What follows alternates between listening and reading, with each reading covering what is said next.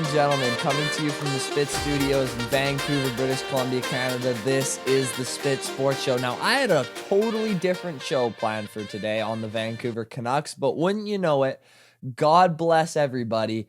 A story came in today from Chris Johnston of Sportsnet, and he reported today on Twitter that the Canucks not only are one of the top trade candidates for Jake Guentzel, there is talk that they may be trading Elias Lindholm to the Bruins in a three-way trade involving them and the Penguins to acquire Guentzel, who is over a point per game this year. Very good offensive player. Now, I'm going to say it flatly. This is a bad idea. Now, listen, I understand that the Canucks had a historic start to the season, and since Lindholm has gotten there, they've been under 500. And I get wanting to shake something up before the deadline, but too many moves isn't a good thing in this sport. So Lindholm has been there for a little over a month, and they have gone 6-8 since he got there. The opposite of what they thought was going to happen when they acquired the two-way forward. But is he the problem? Is he the reason the Canucks have been on this dry spell lately against a bunch of very bad teams?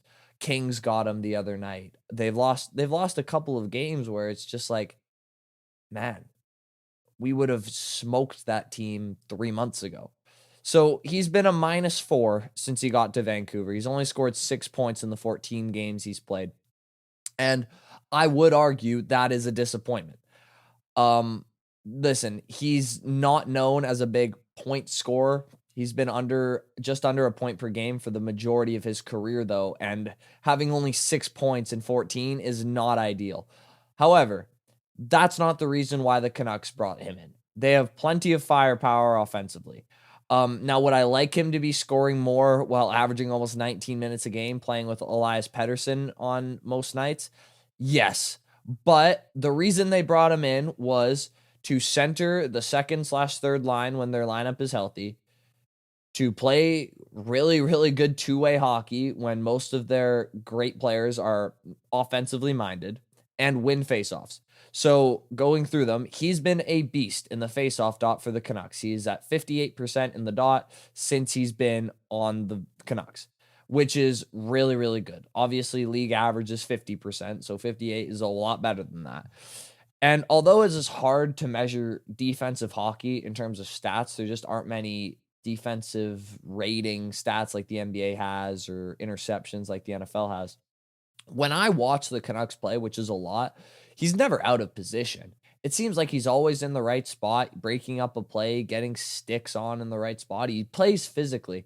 He's about 6'2", so he's able to use his body just enough. And like I said, he's got a really good defensive stick. The Canucks' issue hasn't been scoring, which is what he's been lacking at. They've been scoring fine. It's been keeping the puck out of their own net. So the average goals per game in the NHL this year is at about 2.77 if you want to be exact with it. The Canucks are scoring at a 2.9 goals per game clip over their last 10 games where they've been skidding. But they've been allowing 3.7 per game over their last 10. Their problem isn't scoring right now, guys. They are above average in this stretch when it comes to putting biscuits in the basket. Their talent has been playing very, very well. Now, Quinn Hughes has slowed down a little bit. Pettersson has as well, and obviously Besser wasn't going to have a 15% shooting percentage for the entirety of the season. However, their stars are still playing well, but their defense and their defensive scheme has not been. So, with that in mind, I asked the question, would trading away Lindholm for Guentzel help with that? I say absolutely not. Lindholm is clearly the better two-way player. He's clearly more defensive-minded. He's not the scorer Guentzel is by any stretch of the imagination, and he hasn't been. But like I said, when it comes to what the Canucks have been struggling at, he seems to be one of the answers rather than one of the issues. So what I think this is an attempt to get the power play going again, which has been absolutely dreadful for them during this stretch. Their special teams have been terrible during this stretch. Like, their power play at this point has been at a 13% clip over their last 10 games, which just isn't good enough. And would adding Guentzel help to that by replacing Garland with him on power play 1? Probably. But my argument against that would be the other 4 guys on that power play are firmly locked in as offensive superstars, and they do most of the puck handling and shooting. All Garland really does on that power play is goes to fighting corners when rebounds come out and set up Quinn Hughes on the point so he can set up Pettersson.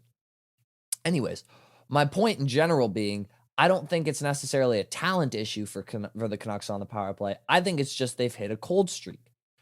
And so their PK has been just as bad, though, at 73%. And you could say Lindholm has some responsibility in that, being on PK1, but it's hard for me to just rain down the hammer on him when he's been a great penalty killer for pretty much all of his career. That's what he did in Calgary. That's what he did in Carolina. He was their penalty killer because he was great at winning faceoffs, which threw the other team's power play off immediately by getting it down the ice, and they'd go from there. So with the power play, would trading out Garland for Guentzel help? Yes. But like I said, the other 4 guys are just on a bit of a cold streak right now, and the puck just can't seem to find the back of the net. And that really is my main point here. Every team in the NHL, NBA, NFL, MLS, name a sport, they hit cold streaks. And you know when those cold streaks usually happen? When it's after a big move, when the core of the team gets shaken up a little bit. It takes a while to find that chemistry, especially in hockey. Hockey, more than any other sport in the world besides maybe football, that connection between a quarterback and a wide receiver, it's probably the most reliant on chemistry because it's such a fluid game. You have to know where your line mates are going to be at all times. You got to know what they're thinking, where they want to go, where they want the puck on their stick. Chemistry is huge in hockey. One of, if not the biggest element to the entire game. So do you want to shake up that Canucks chemistry again, which has brought them to the top of the league so far? I wouldn't. The team was clicking and they made a move to get a little bit better defensively. And I understood it. I called it a great move and I still think it's a really good move. I just think he hasn't quite settled in yet. I don't think the team has quite settled into him yet.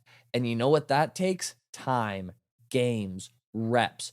If you go for Guentzel, you're just hitting the restart button and going for a guy who has a bit more offensive talent, but sacrificing defense, which has been their main issue so far.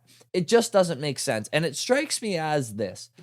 When teams aren't used to winning and they start to find success, they tend to reach because they're so not used to being in that position that they think they have to do everything during the year that they're successful. So they'll give up their future for a chance at success this exact season. The Canucks have a young core, and they would have to give up probably an extra piece to acquire Guentzel for Lindholm. Would you want to do that if you were a Canucks fan? Probably not. Would you want to trade Lindholm to Boston, who's another one of the best teams in the league, who you might see in the finals if you're lucky enough to make it there? I wouldn't. This reeks of desperation and an unwillingness to stay the course and just let this team happen organically. This seems like a forced, oh my gosh, we are unbelievable this year. Let's get every good player we can find. And usually it doesn't work that way. Colorado was organic. St. Louis was organic. Vegas had a lot of free agents, but it took them a while. Look at the last couple. Tampa, most of their players organic. You've got to develop through the draft and take your players and make sure they hit the next level. All of these free agent acquisitions, they're good.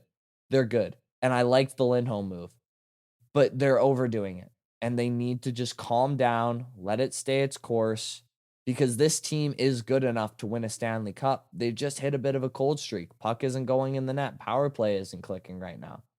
And to say Jake Guentzel, who is a really good player, don't get me wrong, is going to be the reason the Canucks stop pucks from going in their own net, I'm just not buying it.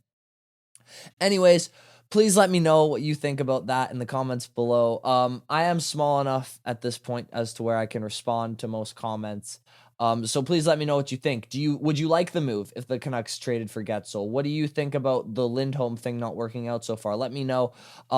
Please don't forget to like, share, and subscribe. We just hit over 200 subscribers on this channel. Big things are happening on the Spit Sports Show. So if you want to be a part of it, please hit that subscribe button. I will see you in the next one. I have been your host, Elijah Ford.